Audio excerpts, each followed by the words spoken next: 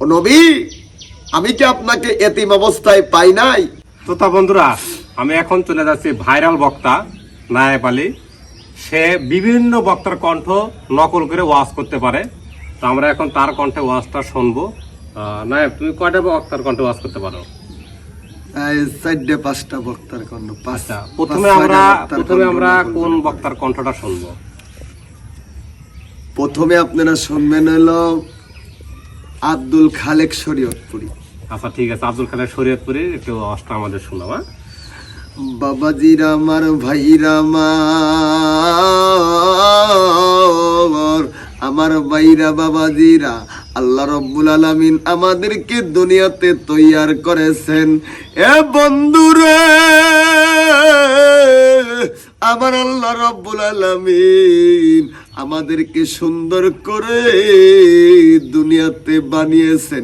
এ বাবারা, কি কারণে বানিয়েছেন? আমার আল্লাহ সুন্দর সৃষ্টি করেছেন একমাত্র আমার ইবাদত, আমার দাসত্ব। আল্লাহ রব্বুল আলামিন বলে, হে আমার বান্দা বান্দিরা রে, আমি তোমাদেরকে দুনিয়ায় তৈয়ার করলাম বন্ধুরে একমাত্র আমার দাসত্ব, আমার ইবাদত করার জন্য। বন্ধুরা, হাজার হাজার মহিলা মা বোন আছে। এ বন্ধুরা, কোন মা বোন ছাদে বসেছে, কোন মহিলা রাস্তায় বসেছে।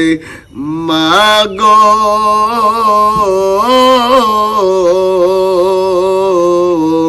জানি না আমি আর আসতে পারবো কিনা, আমি জানি না।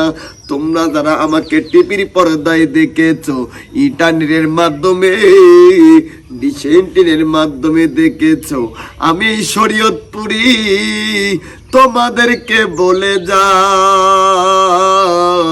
তোমরা যদি ভালো হইয়া যাও, তোমাদের পেট থেকে জন্ম নেবে আবার শাহজালাল। কথা বলেন ঠিক কি না? ঠিক। এখন এটা শুনলাম, এখন খুব ভালো হইলো। আর পরবর্তীতে কোন বক্তার ওয়াজ শুনবো আমরা? এটা হলো তোফাজ্জল হোসেন ভৈরবী। তোফাজ্জল হোসেন ভৈরবীর ওয়াজ আমরা এখন শুনবো। শুরু করো। ডাকতেছে। অন্যদিন হাসান হোসেনকে দেখলে রাসূল হাসি দিতেন। অহনে হাসান হোসেনকে বুকে লয়ে কান্দে। ফাতেমা জিগায়, বাবা আপনি এভাবে কাঁদতেছেন কেন? আপনি এভাবে কাঁদতেছেন কেন? আমার নবী বলেন, ফাতেমা রে, সকল খবর মার কাছে বলা যায় না। মার কাছে যদি খবর নাও বলে, বলুন সন্তানের কোনো বিপদ হইলে আগে খবর কে পায় বলুন? মা। মা, কলিজার মধ্যে যেন গো আগুন জ্বলতেছে।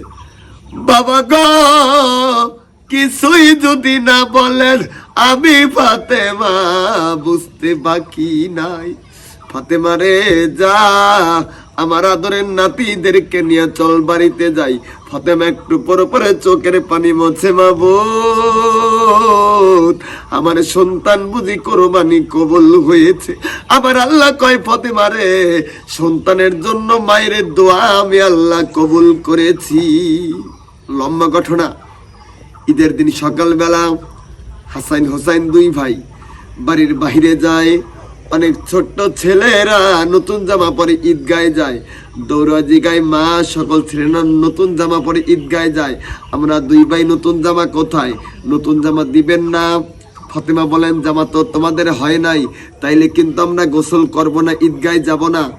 ফাতেমা বলেন, বাবা তোমরা দুইজনে গোসল করে আসো, আসলেই তোমাদেরকে দর্জি জামা দি। নাইপ, আমরা এখন কোন বক্তার ওয়াজটা শুনবো? এই দেলোয়ার হোসেন সাইদি।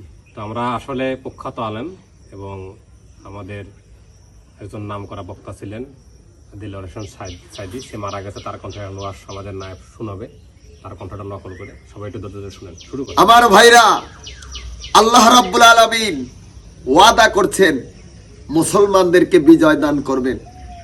সেই বিজয় আমরা কি লাভ করতে চাই? বিশ্ব নবীর যে যুদ্ধ চলছে, সেই যুদ্ধে আল্লাহ রাব্বুল আলামিন বলেন, ও মুমিনেরা, তোমাদের কোনো ভয় নাই, তোমাদের কোনো চিন্তাও নাই। যদি তোমরা মুমিন হয়ে যাও, অবশ্যই আল্লাহ রাব্বুল আলামিন তোমাদেরকে বিজয় দান করবে। জোরে জোরে কোন সুবহানাল্লাহ। কোরআনে কারীমের মধ্যে আল্লাহ রাব্বুল আলামিন বলেছেন, আলাম ইয়াজিদিকা ইয়াতীমান ফাওয়া। ও নবী, আমি কি আপনাকে এতিম অবস্থায় পাই নাই? আর আমি তোমাদেরকে কি আশ্রয় প্রদান করি নাই? আপনাকে আমি এতিম অবস্থায় পেয়েছি। ধন্যবাদ। আমরা এখন আমরা কোন বক্তার ওয়াজটা শুনবো? এখন রিজাল করিম কাউসারি। আসলে রিজাল করিম কাউসারি একজন আমাদের অত্র এলাকার ভিতরে নাম করা বক্তা ছিলেন। তো আমাদের নায়েব তার কণ্ঠে রিজাল করিম ওয়াজটা এখন শোনাবে। শুরু করো। বলতেছে, ভাগ্নে রে তুই যা চাস আমি তাই দেব। এবার কৃষ্ণ কয়, ভাগ্নে কৃষ্ণ কয়, মামা সত্যি কি তুমি দিবে? কয় হা দেব। কয় তালি তোমার বউটা দেও। এবার আয়ান গোস বিকে বেকারে পড়ে গেল। এত বড় বিপদ তো আর হয় না, আর আমি ওয়াদা করছি না দিলেও তো চলে না। ওই কৃষ্ণর কাছে রাধিকে দিয়ে বলতেছে, এতদিন তুই ছিলি কৃষ্ণ, আজকের থেকে তুই হলি হরে। হরে মানে হরণ করা, তার মানেও হলো কাইরে নেওয়া। আমার স্ত্রীকেও শেষ পর্যন্ত তুই কারে নিলি। তুই প্রমাণ করলি যে আমি আসলে আগে উলুচ্চ এবং পরে উলুচ্চ। আসল কথা কেউ বলে না, বিপদ দেখলে তা না না না। আসল কামে কেউ যাবে না, সুযোগ বুঝে টালবা না। জোরে জোরে কোন কথা ঠিক কিনা? বন্ধুগণ আমার, এবারে রাধিকে গেল। ওই কৃষ্ণ যেখানে আছে, ধরা পড়ে যাওয়ার ভয়। কৃষ্ণ বলে, দাসী রে তুই পানি হ, আমি সাপ হয়ে খেলা করি। এবার পানির মধ্যে সাপ ফোঁস করতেছে। স্ত্রী তো দেখছে যে তুমি কোন যাইতে সাপ। এবার ওই সাপ রাধিকার এদিকে রাগ করে ফনা করে। এক কথার দ্বারা আমি বলতে চাই, ও মুসলমান মা বোনেরা, তোমরা কোন ইতিহাস পড়লে যে তোমাদের কপালে নানান রকমের টিপ, আর যুবকেরা মনে করে এইটাই ঠিক। ওরা চোখে দেয় মাস্কারা, যুবকের